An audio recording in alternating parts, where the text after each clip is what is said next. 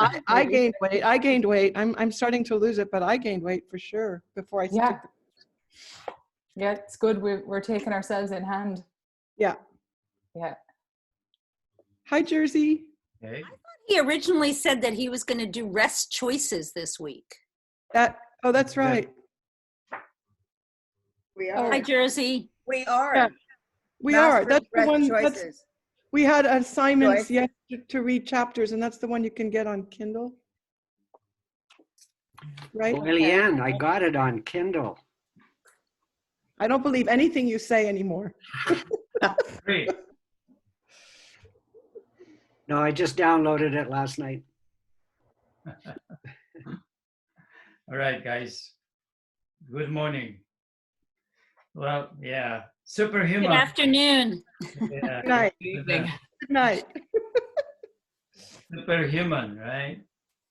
See, he eavesdrops. He eavesdrops. He's sneaky. Yeah, superhuman.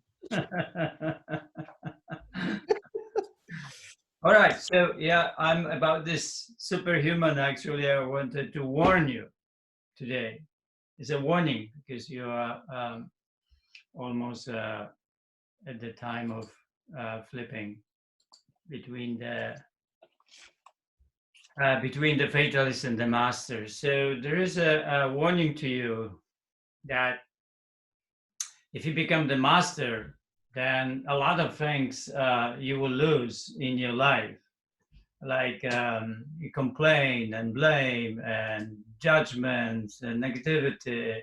You're going to lose all of it. So gossiping. So that will be Friends.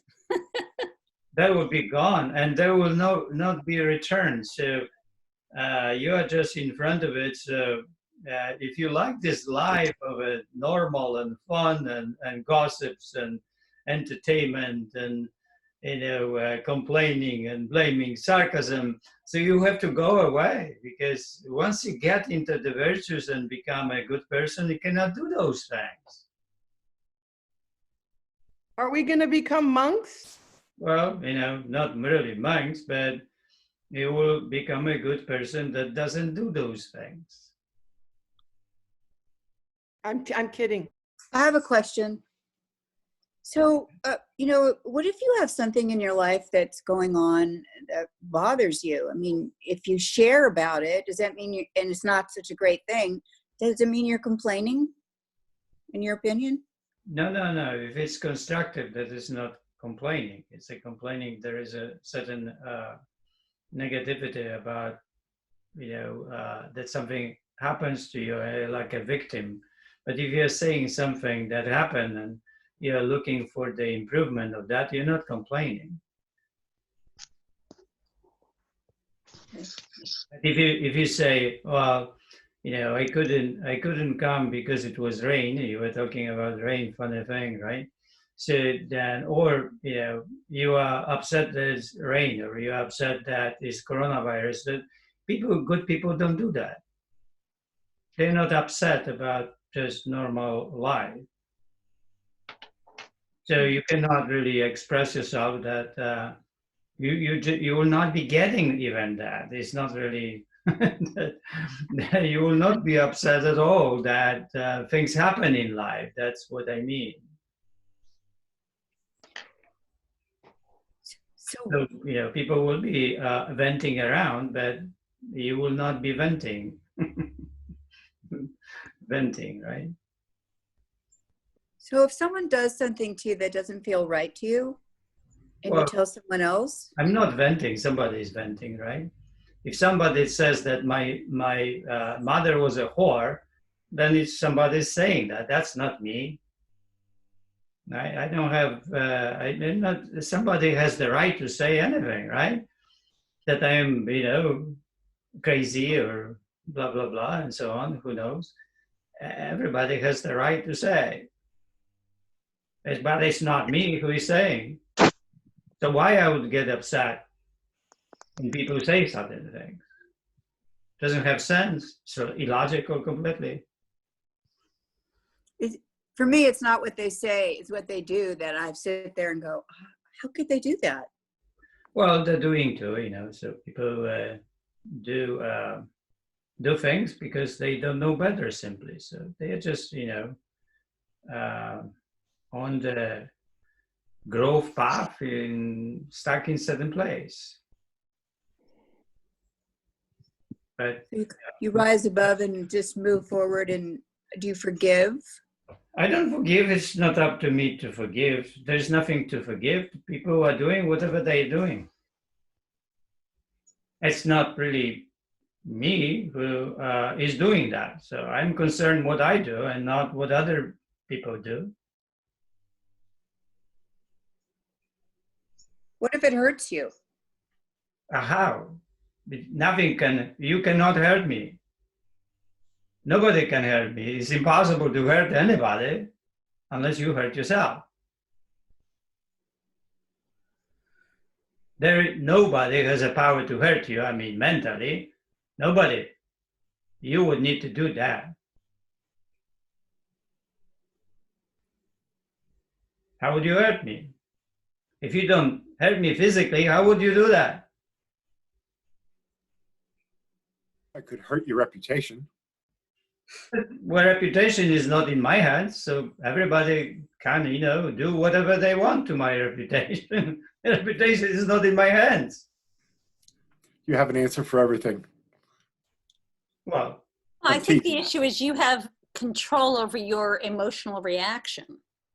You don't have control over their behavior. exactly. So, but I have a control what happens to me, right? It's my Right. response. My response is up to me. But it's not up to me what people say or what people do. So it's their problem. It's not my problem. One day there was this Indian woman came here, and I taught her the program, and then she canceled the second, and she didn't pay me. So I sent her the email, and she said, "Well, I don't think that the program is good for me, and I'm not going to pay you." So I said, "Well, I'm perfectly okay with it. I did my job. Now it's yours. It's your karma to pay me. It's not my problem." Right. It's true. It's not my problem. I have another saying, and it's not my business what you think of me. Exactly. So and you have to somehow become that person, not really just saying, right? Yeah, but that's different. It's a different thing, like just do it, right? Different thing is to actually think that way and actually become that way, that you're not irritated when people are negative about you. And that's a really beautiful place. And that's where the Stoics are, right? Yes. So when you are like that, you don't really, you're not afraid to say that you do the happy body, right? Because no matter what they say, it really doesn't matter. So there is no fear in you saying whatever you're saying. So you lead an independent life within your own being. Just independently, you have your own virtue, behavior, exercise, eating. It's independent of whatever is coming at you, right? Is that what you're saying? That's true, right? And it's true. I care, what I say, and I care about the people. So it's not like I will be telling the people to hurt somebody, right? So I will not be doing that, and it's my response to people. But if they try to hurt me, then they hurt themselves, because I see that they are negative and they are already suffering. They're already in pain, right? Otherwise, they wouldn't do that. Exactly. So somebody has to be in pain to be negative. Yeah, that's good. Emotional pain, you have to have it. Otherwise, you wouldn't, try to hurt somebody, right? Right. You have to be jealous in order to, do something, but you have to compare to be jealous. If you by that idea of jealousy, then you will try to hurt somebody, or will feel not good about yourself because somebody has more, somebody is smarter, somebody is taller, somebody is thinner, and on and on, right? There's no end of it. Or younger. A lot of people are jealous because people are younger. Simply, right? And they hate young people. Yeah. But when they actually hate, the hatred is inside of them. So that is the pain that they are getting. Like angry people. When people are angry at me, they are angry, right? It doesn't have anything to do with me. They're just angry, and they are carrying that anger, and anger is a very devastating energy. Why I would have it? Jesse, can I share a quote from Marcus Aurelius, please? Right? It's relevant to what we're talking about, which is this: choose not to be harmed, and you won't feel harmed. Don't feel harmed, and you haven't been. Mm. Right. Very simple, right? Very simple. Very simple way of saying. So, it's like, that's why the virtues are important, right? Because the virtues give you this goodness in you that you don't have to harm other people, and you simply are not negative about other people. You don't want to harm anybody, and you care for the planet. You care for everything, and you are in love with everything. It means like you're in love with a table and the paper that you have and the iPhone that you have, and everything around and people you meet, and all of it made you, right? Without all of it, you wouldn't be here. So that appreciation is needed. The food that is coming to you, you go and buy food, and that air you can breathe, you still oxygen, right? It's an amazing planet, when you think about that, created us. It's something that there's no such thing in the universe. And you should watch the movie Other Star, I think. So it's like flying to the last planet and look at the universe, and it's really beautiful, right? Colorful, but very lonely. And our planet has colors that there are not really in the universe. The trees, the things that are here, oceans. Wow, this is just like so beautiful thing that happened in the universe. It's amazing, and us on the planet too. It's just an amazing thing. It's a miracle. It's a miracle in the universe. And who knows why is that universe? That's why people, because it's such a miracle that people are believing in God, and people believe in some things, right? Because it's such a miracle. And the more we know, right, about the science, the more knows about it, the more striking it is that it's a miracle.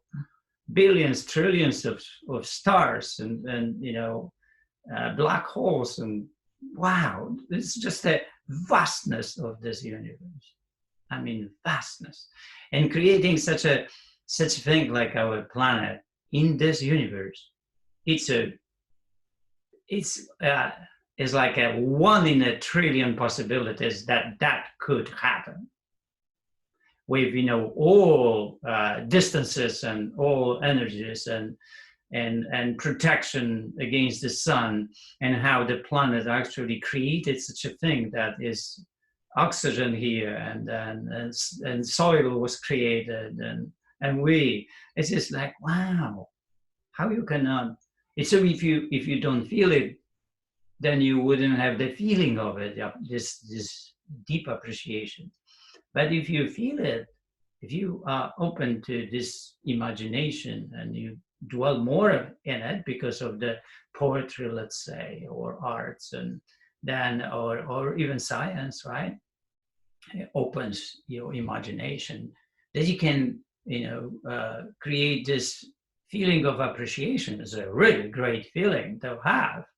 Well, you are also, if you appreciate, you have the feeling inside. If you love, you have the feeling inside, right? It's all what happens inside you.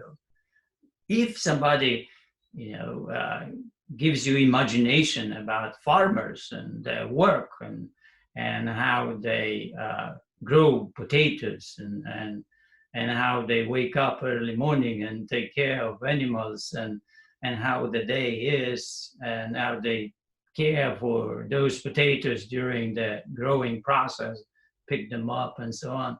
So, when you have a potato and when you have all these images and feeling, then you can appreciate simple things in life. And if you appreciate more of these very simple things, that you can really, that can create, being in love with life.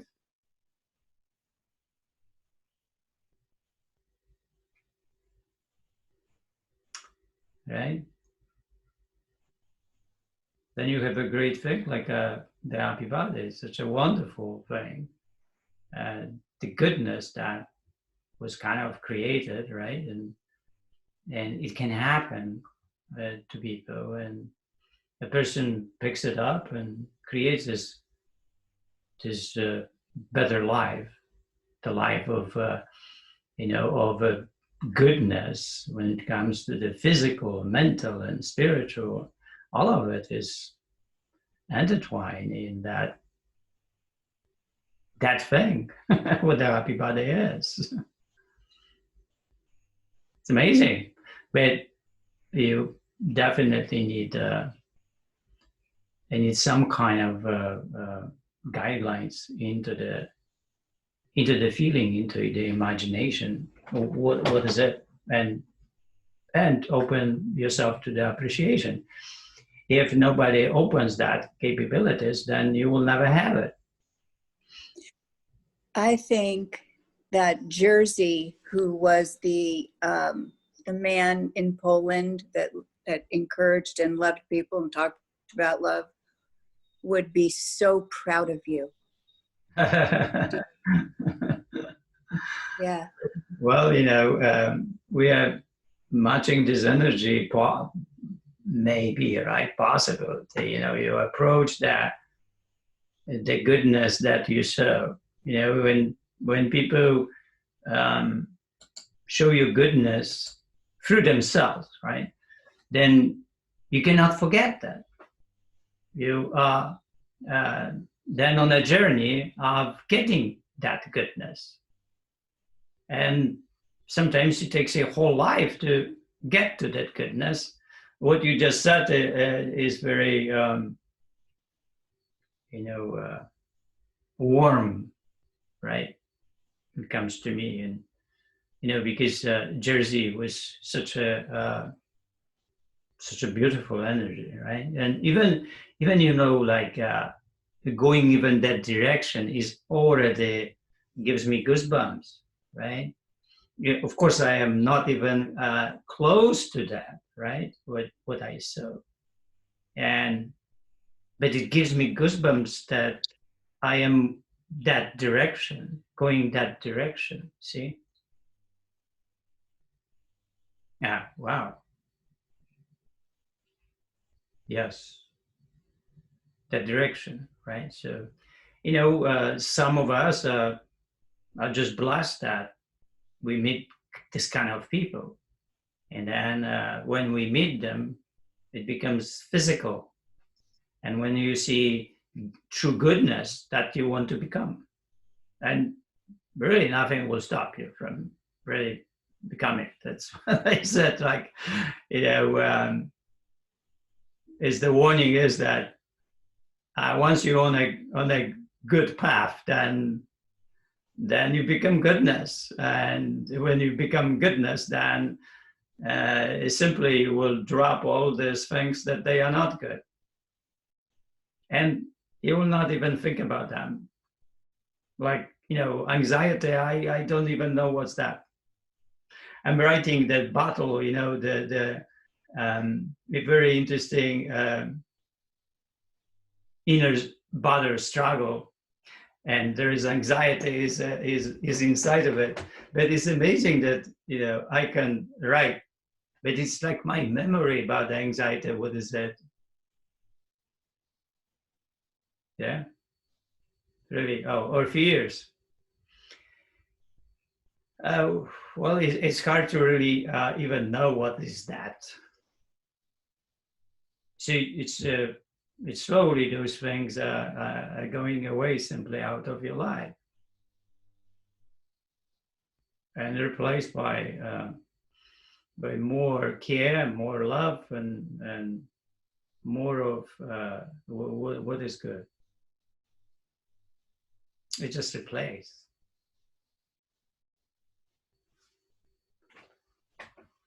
So you've been warned. I've been born or warned? Warned. You've been warned. It's like also when you don't complain, you will blame, you're not sarcastic, you're not really fun to be around. so you lose a lot of friends. But that's okay. Jersey, you're pretty fun to be around. What is that? I don't know. You're pretty fun to be around. Well, because you're already that direction, right? But, when people like gossips, well, that's not really fun to be, well, I'm not really fun to be around. I just don't pick up those things. I'm not interested in those things. It's just like, it's okay, well, why I would do, or entertainment thing, unless I want to be entertained, then I go to movies. I like movies. All right, I have a movie for you. Get a pen. You ready for it? Probably many of you saw that movie. So the title is Lean on Me.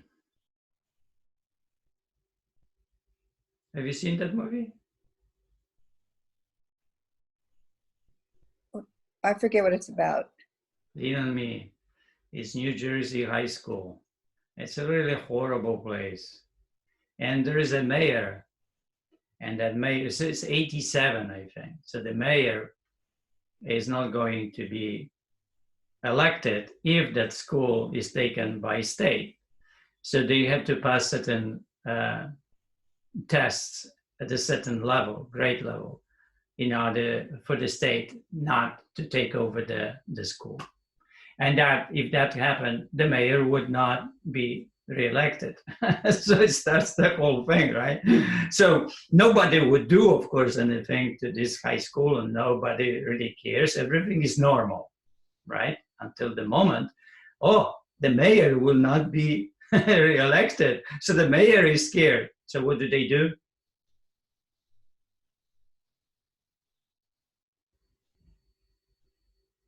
What do? They bring somebody, right? They bring somebody they hate. They bring somebody that will turn over that school. And that is amazing. The action so the school is completely drugs and no learning, and the school looks horrible inside, as negative as it can be. Fights all the time, bullying is everywhere, and that one comes in and starts with the teachers, and it's amazing how he has to act in order to turn over the whole school within 7 months. Watch that. Wow. That's a normal human being coming to where normal is horrible. And turns over everything within 7 months. Who played the teacher? Do you remember? I don't know what's his name. It's a black guy. Morgan. Morgan. Yeah. Morgan Okay. Freeman. Yeah. Wow, that's like but performance and the whole a way of approaching it, and you know, you can see everything what we are talking about here, the goodness and how goodness fights the normal when the normal is horrible. Mm. Just that's why it's abnormal, right? Yeah, the human progress is abnormal. It's not normal, and we are blessed when we have these people who are abnormal, right? they coming in and they flip our world and make it better, for better. And they have these capabilities, and they have this immense personalities and powers actually to make it happen.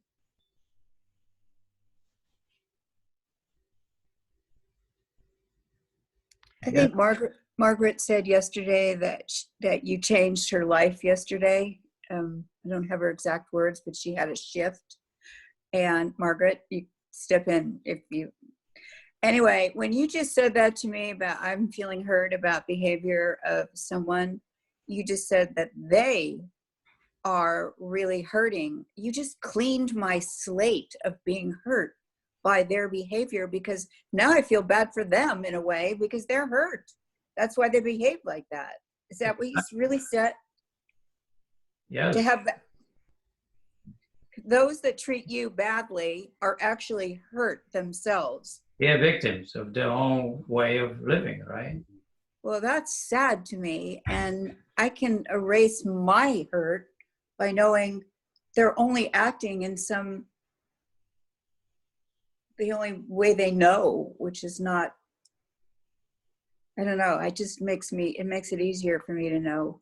It's a story, right? You know, you have you see bullies, and it's important to note that they are bullies, that you see it, and also you need to help them not to be, or you deal with them, right?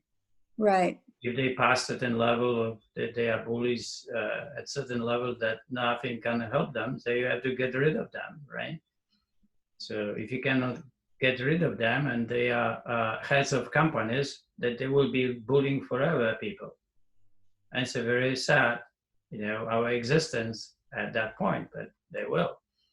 Unless, you know, people step in and create certain laws or recognition that something is wrong and something is done here wrong, like sexual harassment, right? Sexual harassment was kind of a normal thing, right? Until we grew up to the time that we created Me Too, right? And possibility for people to come in and start talking about that, and without shame, and you know, talking more and more about that, and uncovering, you know, people that behave shamelessly, right? And you know, and create a lot of pain. But these people, you know, simply don't know even that they are in a way in pain, yeah, because they are creating this kind of habitual world of normal. Yeah. And you have to see that it's like this normal is not right, yeah. So you have to bring something abnormal. And abnormal is, you know, not to do those things. And then everybody's comfortable with it, right? The movie Amazing Grace, right?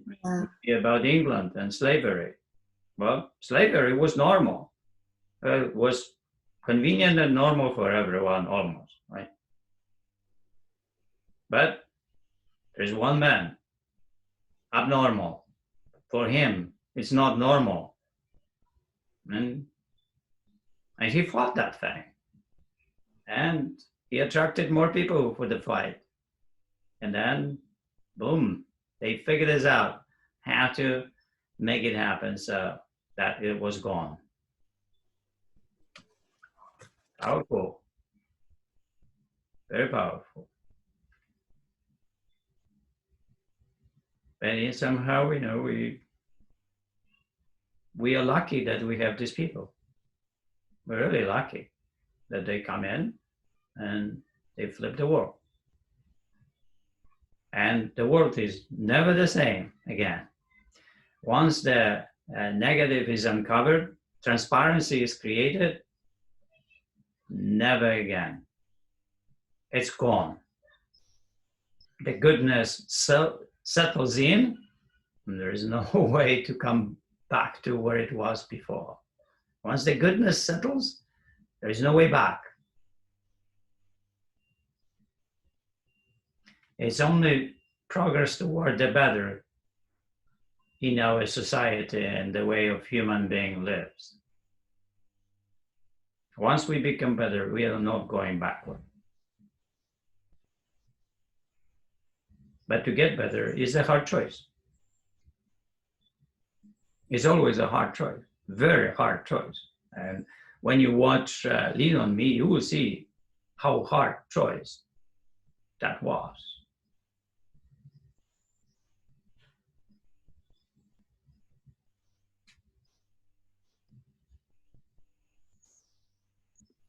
Just a comment, thinking about this type of movie. How many people go to a movie like that, are entertained, think, yeah, that's a really good story, and they leave and go back to their everyday life again.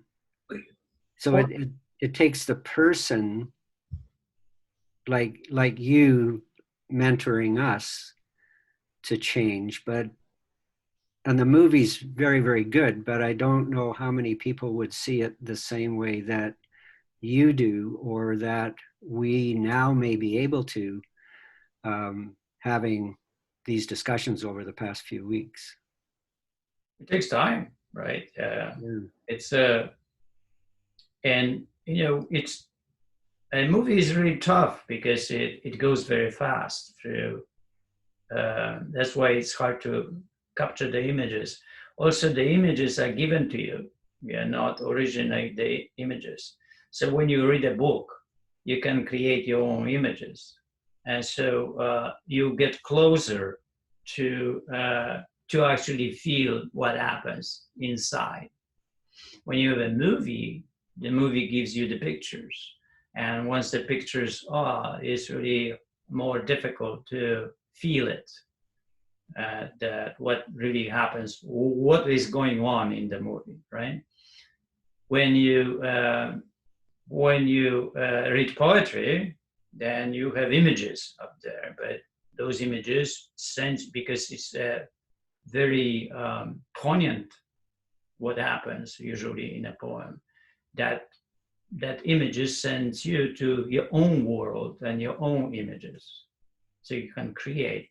And that's where you can feel it, and that's when you feel it is yours. It becomes yours, and it's not anymore image outside of you. But you really become the source of it. Music is the same thing. Music, to receive the music on that level. When I listen to music, I see a movie. When I see any classical, hear any classical music, I will close my eyes, meditate, and I will see a movie. It's a movie, it's a story, always a story. But it's really hard to see it because you would need to have that kind of imagination, that kind of a mind that is very meditative, calm, that let the music open the story. But you can hear the music and going nowhere, right? With it. It's just, oh, wow, that's really good. Well, it was very powerful. And then you will only talk that way. You will not talk from what happened to you. So it has to send you somewhere to you, and that can open experiences in you, and you can bring experiences forward and say, you know, when I heard the music, I saw this village and this and that, right? So that will be something that the music work on you and send you somewhere, and you saw something. And usually that's how the music is created. The music is created because there is a story there, and that story is there. And that music has this power to transcend the story. And music is not to entertain anybody, especially classical music. There were always stories. And that becomes, the whole idea of the image and words and power of words. That really, first, really, there are really feelings and words, then there is music.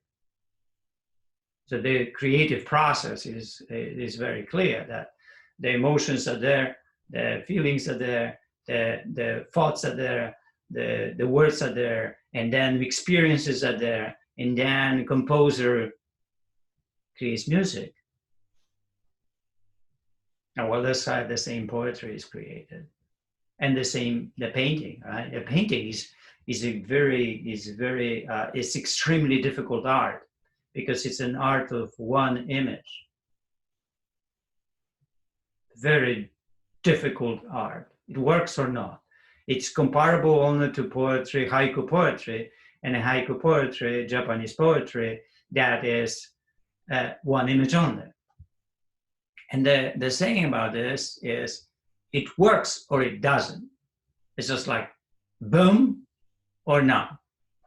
So you can read 500 haiku poems and 11 affected you. That's how it is.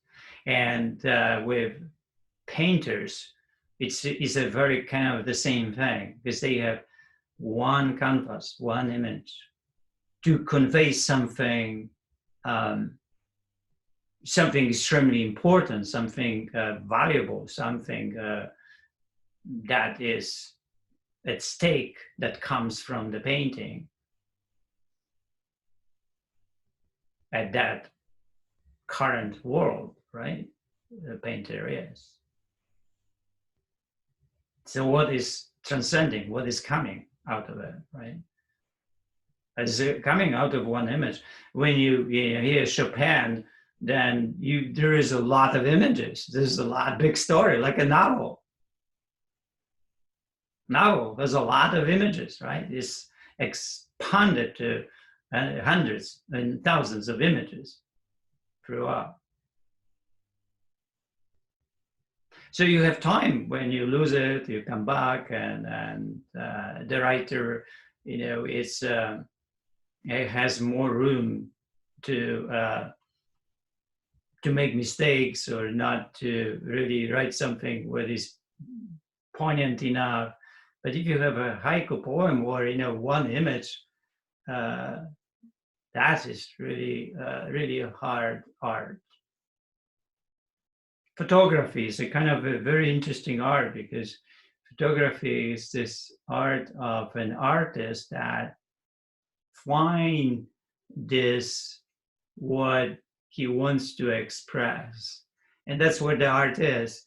Art is not really in the picture. Art happens when the photographer is looking for something, and that in that looking for something is that art of him. Like a painter is looking for something, and then when he finds this, he paints. So there's a mixture here of this ability to paint, and also what is coming through the painting. If musicians or composers are kind of having the same situation here. There's performance, and there is a what is coming from it, a piece of art. And then poets are not like that, unless they read. I guess the words to put on a page is not really craft, but painters have this craft of painting, and composers have the craft of playing the instrument. I would say dancers as well. Well, dancers, yes, because it can be choreography, and in dance, there is also a story, right? And the dancers show in the movement a story, right? So there's a lot of great, musicals when actually the story is powerful, and usually it's mixed, right, with words, and the words help, and how the stage changes and so on, and there's a lot of images there as well. But when you hear a piece of music, Mozart or Chopin, then there's a piece of music. There's no help with images around and dancers, dancing to that. It's just music. And that sends you into your own world to create a story of that music. Wow. That's something incredible, that actually you could hear the music, and you can see in your mind a story of that, isn't it? Mm-hmm. Yeah. With painting. Do you listen to music when you do the happy body? Mostly I watch movies when I do the happy body. The music for me is very kind of especially classical music. I would not listen to classical music if I don't really sit, and if I don't, I'm not in the position of receiving it. So I have very deep respect to the classical music. Any pop music, yes, I can listen to it, or I can do the happy body, right? But classical music is it's a special thing. So it is coming from this artist, like great poets or philosophers, that they are conveying something extremely important to us, and that is timeless. So I have deep respect to that, and I would not listen to it in the house that is there. And I'm moving around and cooking dinner. Well, interesting, right? And maybe some classical music is that way, that set up for that mood, right? I think that Eliane has more to say about that moods, and then how music creates moods, right? And certain pieces of music could fit into the time in the house, that help actually to,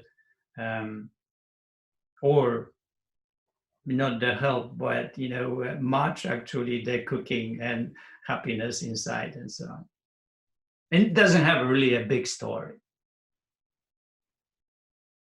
like important story, really. It definitely wouldn't like to hear Gorecki's, Third Symphony when you cook a dinner, right? So.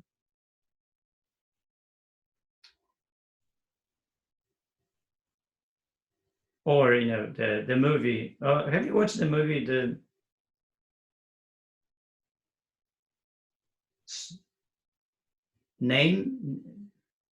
Song of Names?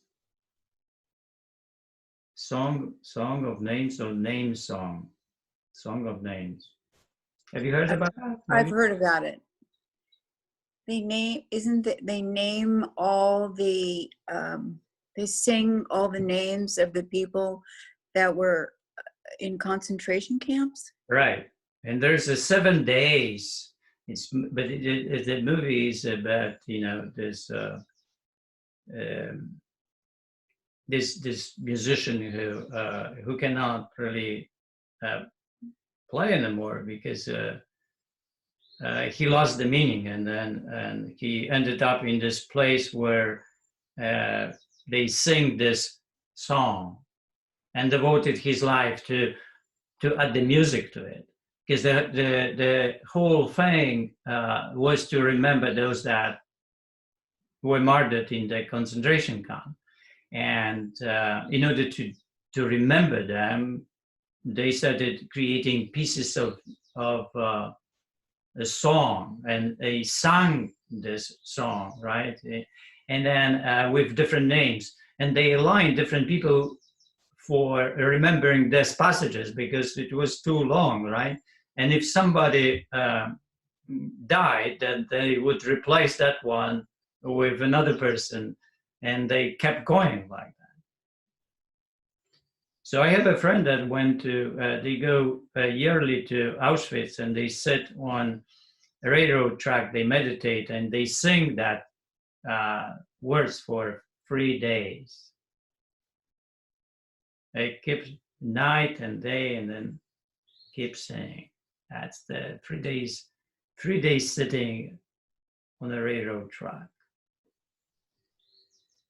So the movie is about the man creating the music for the names. He's a musician, and then he ends up he's going to perform, and he ends up in this place where synagogue is, and then they start singing this, and he's because he's talking about his family, that he lost all the family, and the rabbi says, what their names? And then he tells the names, and they take him to, and you say, we'll find out if they are there or they died, or what happened to them.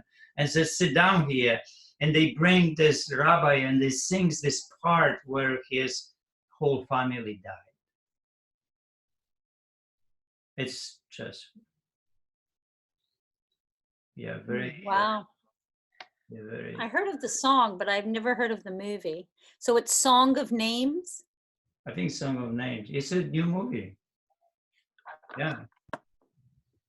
Wow. And then he devotes his whole life to actually play this music without the words, right? And then that music is added then to these words, right? With the sing, it's just like, he stands in the field and just play his violin, and he plays that. And he took the whole 30 years to just play. He didn't want to perform anymore. He would just only play that. That took his whole life.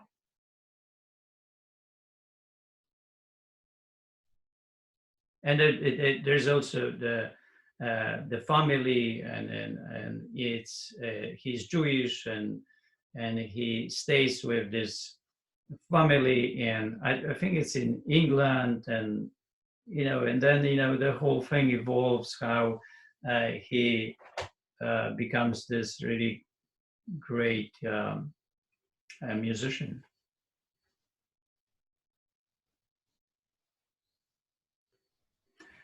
Awesome movie, really incredible. All right, guys, I will go and have some tea. You can talk. What a day today! Wow, you never know, right? Where we end up.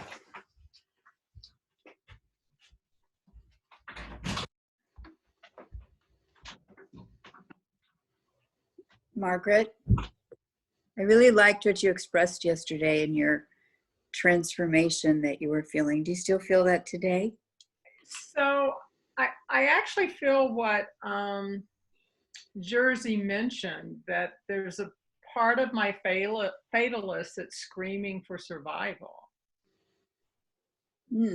Okay, and it's like, yeah. So yes, I still have the sentiments I felt yesterday. And at the same time, there's a fatalist somewhere that's going not so fast. And it's just kind of like this, you feel like the angel and the devil on the shoulder. Yeah. The white dog and the black dog, or whatever, the angel, the devil. Yeah. Exactly. Yeah. How's everybody else? I'm good. I just wanted to say something to Margaret. one of the things I've observed is that my fatalist is strongest, as you were saying, when you feel weak. And there seems to be certain times of the day where my, energy runs down. It could be in the morning when I get up if I'm tired. It's really hard to face some of this when you're down. Yeah. When you're up, you can take on the world. But when you're down, or at the end of the day when I'm very tired, it just all comes flooding out again. So it could be that, at least in my observation, and for me, not complaining, I don't know if I'm complaining right now, is the hardest thing on the planet to do. Yeah. Oh my God. So I'm going for a walk with my husband and I just want to rant the whole time. It's like 6 o'clock. I've had it with everybody and I try, and he's so quiet. He never complains. So it's really challenging. And I was just bursting the whole hour walk to go on a big tirade about something. So it's very challenging, and the fatalist is strong because we've fed it, we've encouraged it, we've allowed it. I think it's mainly allowing. And then Jersey comes on and is talking about these grand, ideas. And I'm thinking, I just want to get through that one complaint each day that I don't say. Then I feel really like I've got it. Yeah, it's a very interesting process, isn't it? And it's, I think it's important to see what comes up for you, right? Because I don't think anyone's two fatalists are the same in the area, what their dialogue is, this, that, and the other. And I'm starting to acknowledge that a lot of the hard choices of my life were actually easy. And so I didn't view them as hard choices. And so when I'm hit with something that isn't so easy for me to tackle, or I'm really focused in, I don't want to have complaints in my life, that's where I'm uncovering a lot of stuff. Sometimes it's the little things that are the hardest because they're sort of in your nature and not, you don't see them so easily. And then you see them, and then what do you do about it? You got to tackle that stupid little thing that you do all the time. So, yeah. I was thinking about what Janice was saying, about when somebody hurts you. And all those times that somebody says something mean and you have this conversation in your head and you come up with like 15 mean things to say back to them and you're trying to craft just the perfect one. I think that's sort of a version of the master and the fatalist, especially if you don't actually do it. Yeah. I just thought that was funny. And the other thing I was going to share was that my revelation is that my master is mean. And I really have to work on how my master talks to my fatalist, because I should all over myself and, say things that are really derogatory, like, you idiot, why did you eat that? Or why didn't you work out today, or whatever. And it's not a very kind master. And so I really have to work on shaping how my master and fatalist are relating to each other. I really liked what you wrote about that on the page. I agree with you. And yeah, that's astute. Olivia, I've got a question.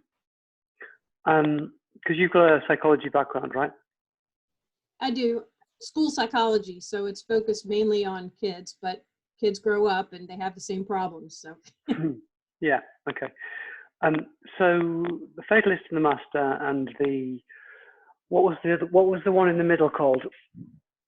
There are 5. There's the debater. No. It's a combination. Wait a minute. It's Disbeliever. It's a combination of different things. So there's 3 voices, right? There's a fatalist, debater, and a master. And it's it's a combination. Yeah, it's 5, but it's a combination overall, right? So one is pure master and one's pure fatalist, right? But then the rest is a combination. Okay.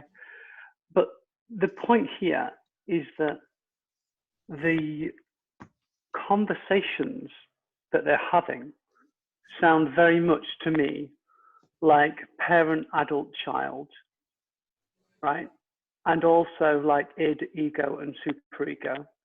Yeah, I mean, Which is I would basically definitely, the same conversation, but different yeah, I would agree with combinations of you. strength. And if you, speaking about it from a parenting standpoint, there's, you know, the authoritative parent and there's like 3 different kinds of parenting, and I can never remember all of them, but there's the one that's supportive but provides you with structure. That's the best, as opposed to the one that just provides strict rules that you have to abide by, or the one that just lets you go willy-nilly. And so I think you're right. I think there's a lot of parallels, because honestly, if you're dealing with something that's a truth, other people are going to describe that truth in different ways, but you're still kind of getting at the same core idea. So I would totally agree with you. Sounds like your parent's kind of a scolding parent rather than a supportive parent. If you say he's harsh, then that's the sort of parent figure you're talking about. Well, right. I have one of each, but I'd have to lay on a couch to talk about that. So I'm not going to go there right now. Fair enough. Hey, I have a comment. Can I make a comment? Yes. Jersey's concept of the master or master may be different from psychoanalytic psychology's concept of superego. And they're not necessarily synonymous. It's possible that because I think that his master is an ideal self, which is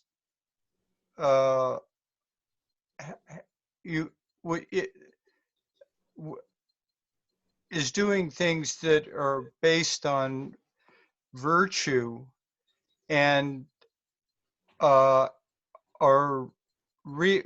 a kind of a realized virtuous self.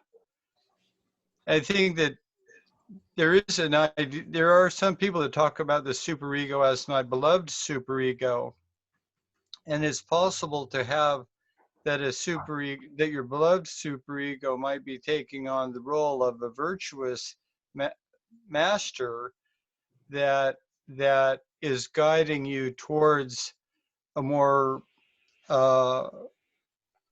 wholesome relation to your life goals. And but I know I'm getting long-winded and I'm going to back away, but I think that it's important for us to perhaps ask Jersey. I mean, in other words, it's important for us not to run together these two different ideas of what Jersey's concept of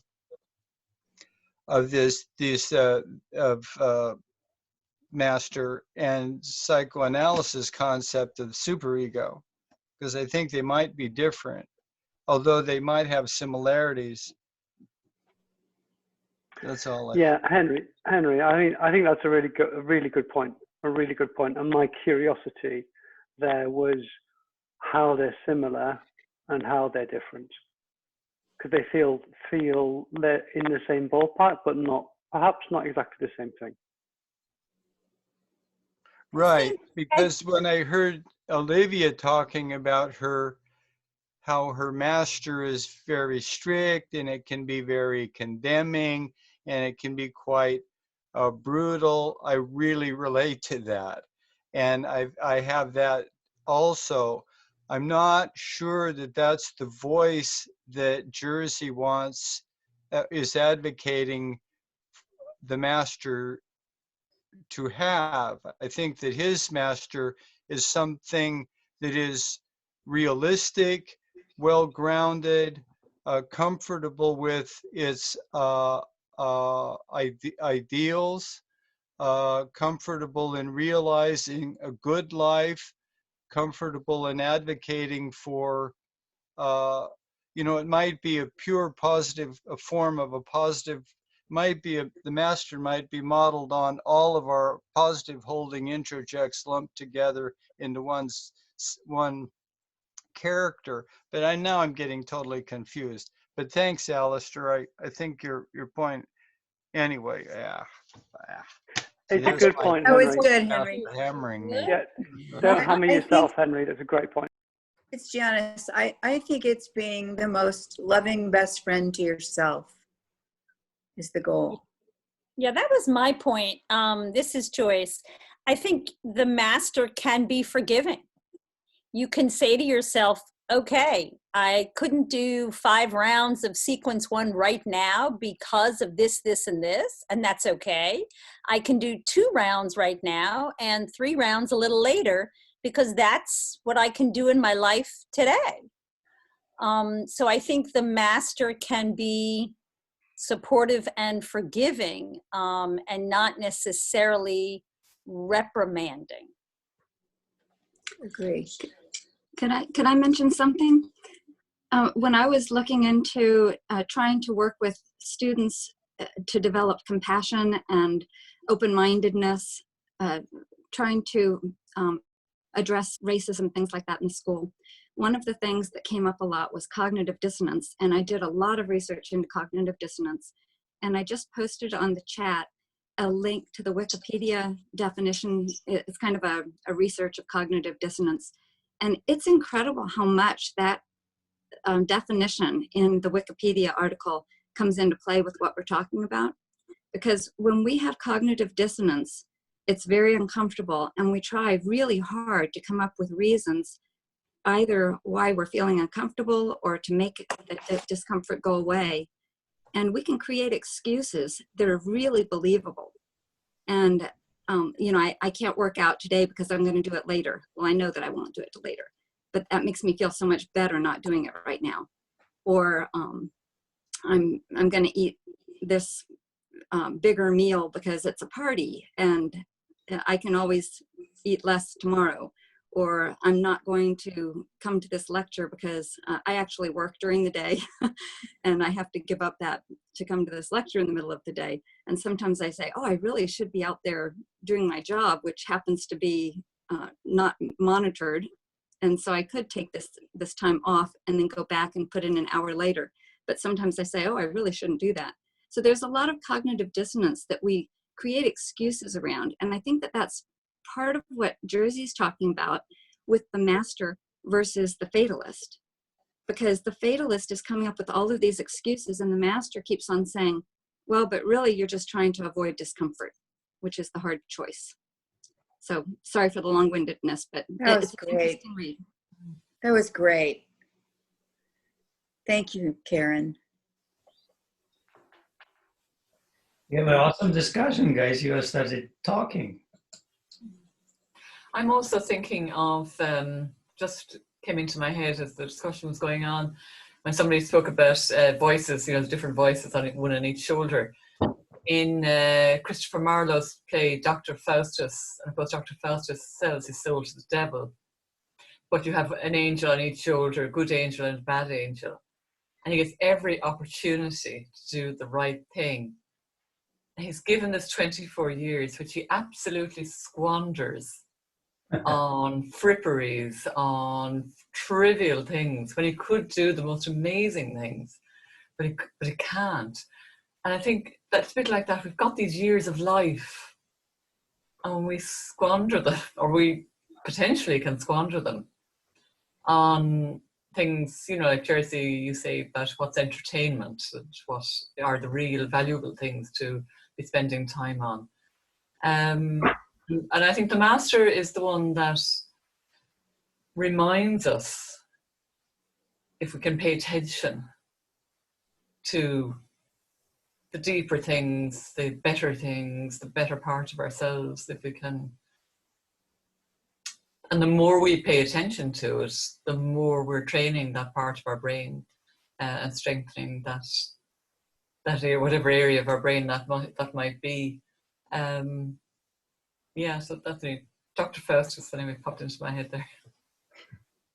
Jersey has 4 bad angels.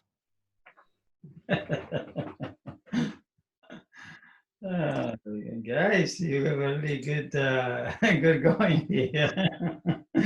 All right. Yeah, I will say something about what you were talking about. So first of all, the master is a loving entity. Yeah, it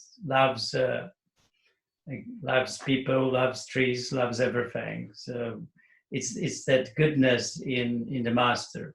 The master is not really interested in finding out why something is not good. That is not in that kind of a master.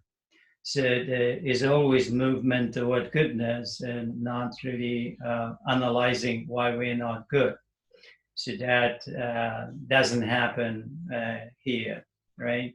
So the whole idea of the present moment is that when I'm talking about no expectation, zero expectation, right? Policies mean like when you get into the present moment, you have to be free from past and present. That's why the forgiveness, somebody said about the forgiveness here, that it's really needed in a master to be able to get into the present moment without the future, without the past, and that make movement toward better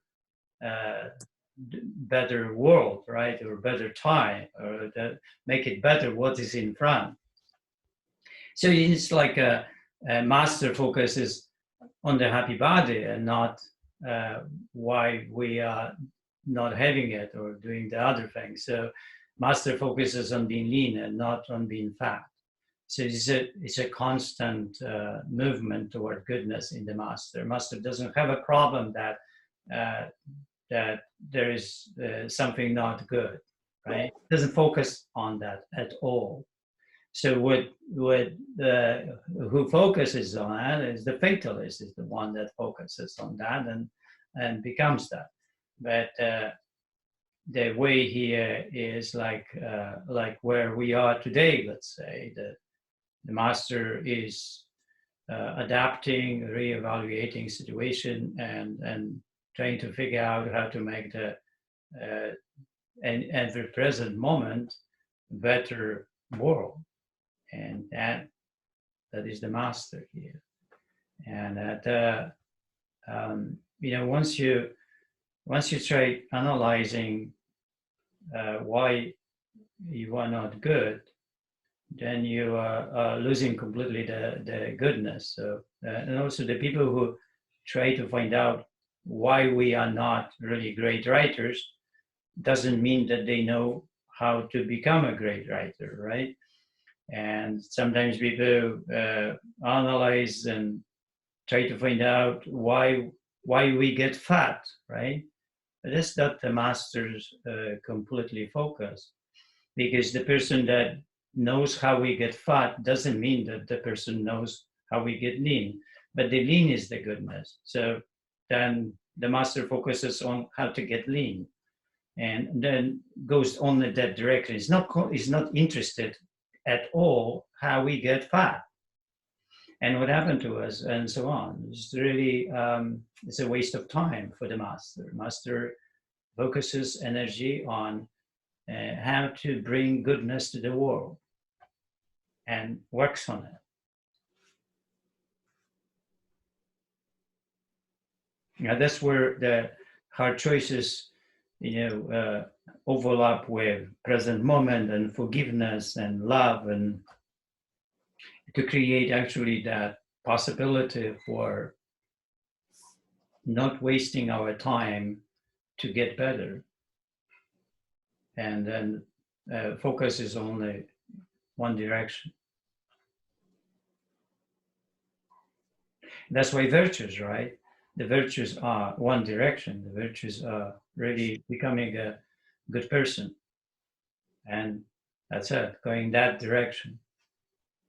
And when we actually going that direction, or how we think, how we believe is in this way showed in order to pick up the right road, right? In the process, in that journey of virtues. But we know most virtues, we know what it means, right? In life, goodness is the virtue. That goodness, as I said, once goodness happens, there is no way back. That's why, fatalism is so strong not to give in when the abnormal, something abnormal happens to the normal.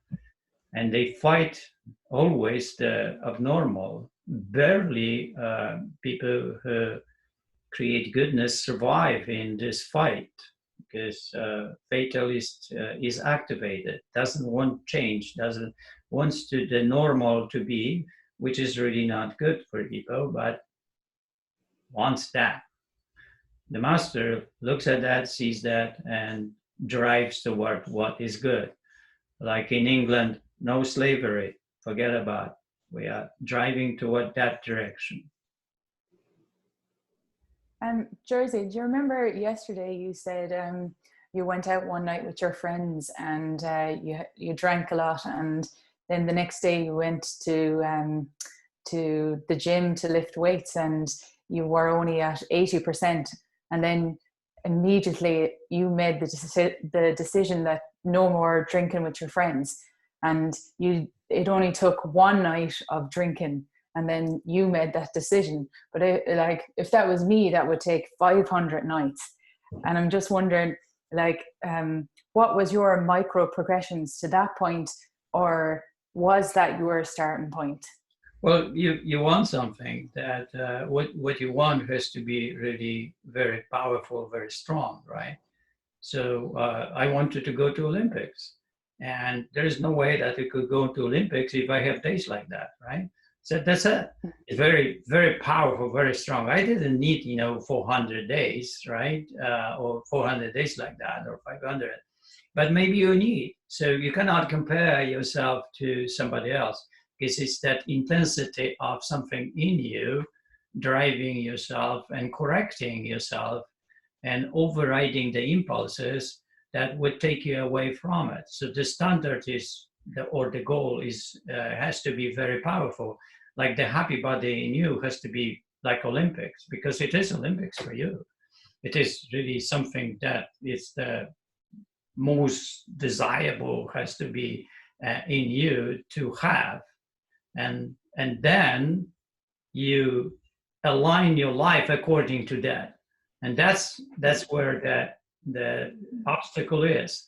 In a way, goodness, the happy body is this goodness, creates this for you challenges, and then you override override the impulses that are based on the habits that you had in the past, and slowly you override them and adapt them, because you really want the happy body. You want to live that way, and it can be very powerful in some people. And once you really get and link this, then you will override all behaviors that could take you away from it.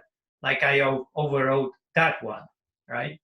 So you will do the same thing. You will go to the wedding, you will go to the parties, and you will not lose the happy body. I tell people always, well, go to the wedding, take the happy body with you. Don't leave it in the house, right? Okay.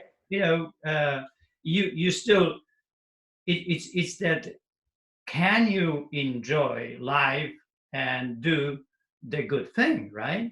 You can, everybody can. But you have to somehow see that, link that, and then not put yourself down that you have to eat twice as much as you need, otherwise you will never have fun. Or you have to drink yourself to, do blackouts, otherwise it's not really a fun day. So, what kind of person you are, what kind of person you want to be, has to be linked to the happy body. That is what you ganas. That's really something, in the movie Stand and Deliver. There was the word ganas. You know what's that? The teacher said you have to have ganas. What's that? Spell it. Spell ganas. I think Ganas, ganas. Ganas. I think like that. It's a Spanish word probably. Ganas. Is that English? You're not talking about cojones, are you? Spanish, I think. Yeah. It's not cojones, is it? What is it? Yeah. Yeah. It's like you have to have a drive, you have powerful desire, right? And you have to have it. And if you don't have ganas, then you cannot do anything, yes, in life. So you have to have ganas. I think it means balls. Balls. I just translated it on Google Translate. It means you win. Ah. Yeah. Yeah. So that was very clear for that Stand and Deliver teacher, that you have to have it to study for 3 years, right? It is not about that you are stupid. It's not about that you are not capable. You have to have ganas. And then if you have ganas, you can be medical doctor, right? We talk about that. You can be a lawyer, you can be anybody. Doesn't matter. You need only one thing, ganas. You don't need to be born somewhere in the family, intelligent family. It really doesn't matter where you are born. You are capable to be, any profession that there is, if you have ganas. Ganas. So here, people play the ideas of great drive, and other willpower, right, and so on, right? But you have to have a strong drive, strong pull toward direction, like because you will not survive. It means mentally you cannot really put so much work that is necessary for it. So it's kind of, you have to be in love with that thing, right? And then, like I was in love with weightlifting, because if you don't have that love, you will not really face that so many hard choices that you have to make on the way. And if you are only mentally, that you will fall apart very fast, because it will take too many years, or too hard. And you can see business people, when they open one business, people open yoga studios and they are not even yogis. Oh, because I can make money. Okay, well, yogis, when they open yoga studio, they don't change. They teach for 30, 40 years. And when the coronavirus is, they will adapt to that. They just not close the shop and open the another nail salon, for example. Right? So they stay with that ganas. They have ganas, and there's no way that they can fail in life. They are that way. So that's how you have to be with the happy body. It has to be your thing and your drive. You everything. You have to give your everything to become that. And that is the master. Apparently, the teacher in Stand and Deliver was Spanish, Jamie Escalante. Yes. And it says, what does ganas mean in Stand and Deliver? Motivation sufficient to act. Yes, yeah. So exactly, right? The same thing. You have to be somehow so motivated that you actually be able to deliver, to act, right?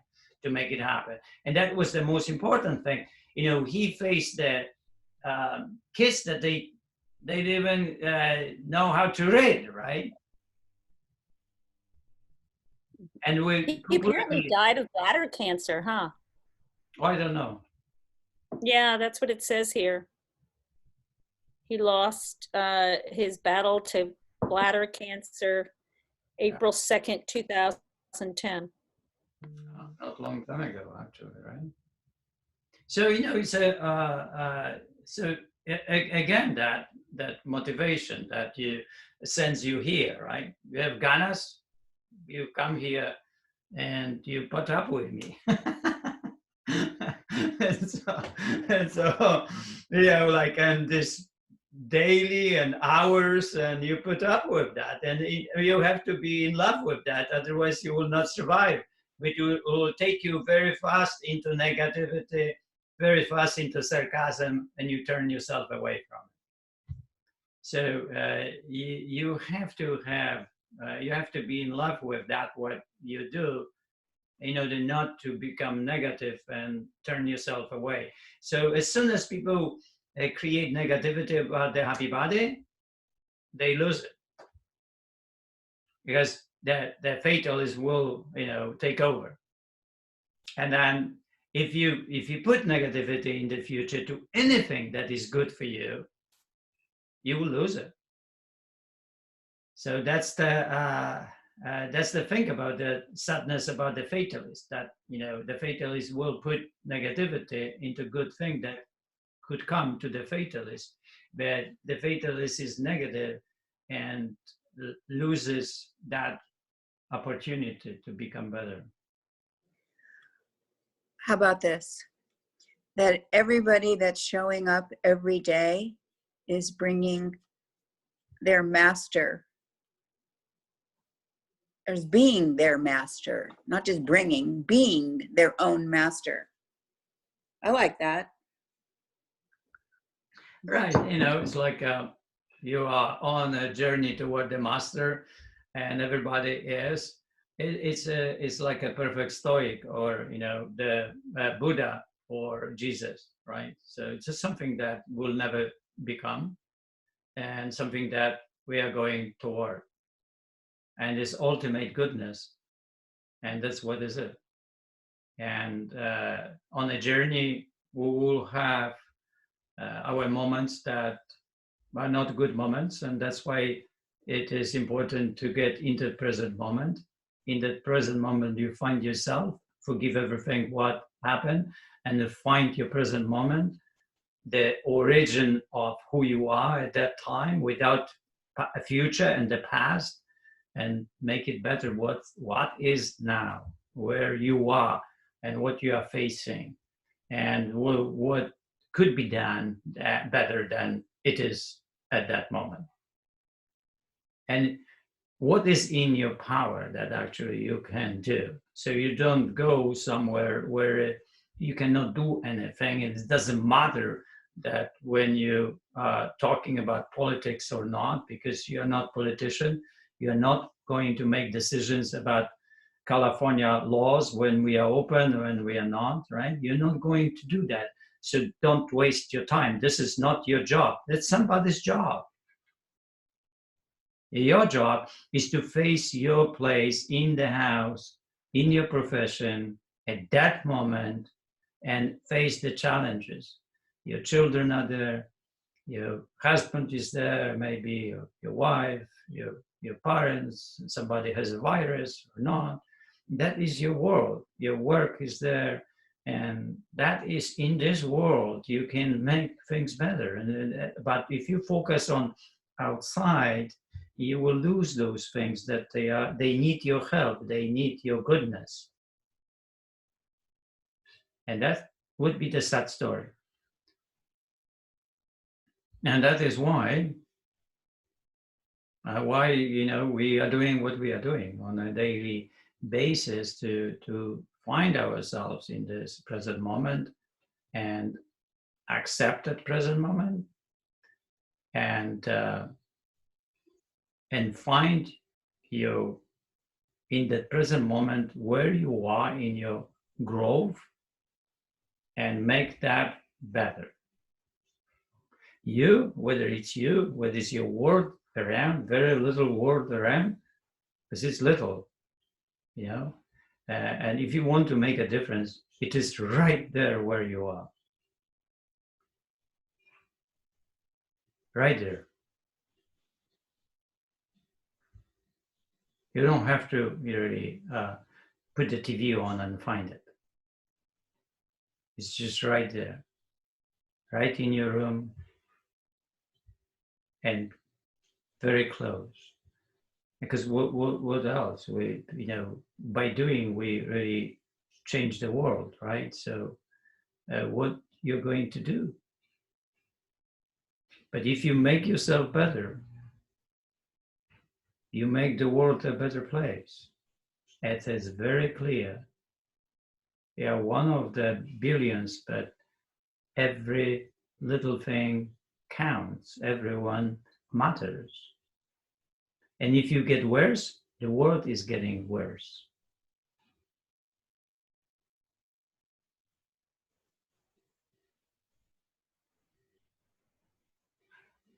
Right? So it is important. It's something is at stake big, really, when it comes to examine your life, right? Unexamined life is not worthy of living. Wow, what a statement, right? 2,500 years ago.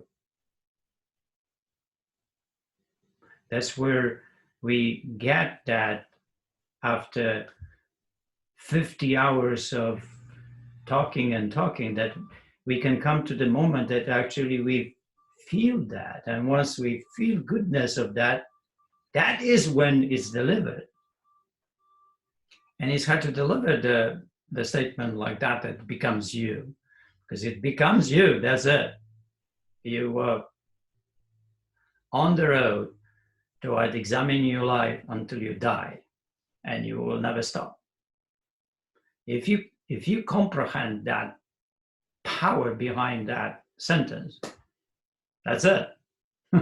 If you feel it, if you feel this, if you feel it, it will make you sick if you don't do that.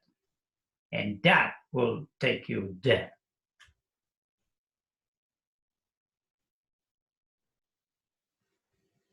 On the road toward examining your life and making it better. Because that's it. But what else to do, right?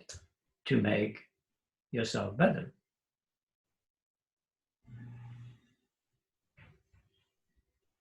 And that's what you're doing. We all are doing here.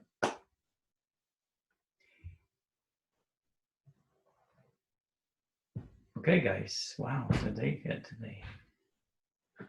Anybody wants to say something before we close? Homework, right. Homework, we have the I feel about the virtue, and we are reading the third scenario. I will read it hopefully tomorrow. The scenario of feeling old.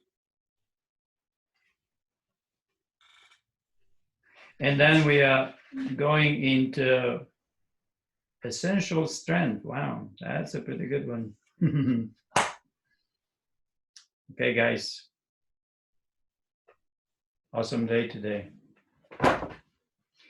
Great to have you here. Thank you. Thank you so much. Yes. Thanks, Jersey. Thank you. Thanks, Jersey. Bye, everyone. Bye. Bye. Thank you. Bye. Bye-bye. Bye. Thank you. Bye, thank you. Bye. Bye.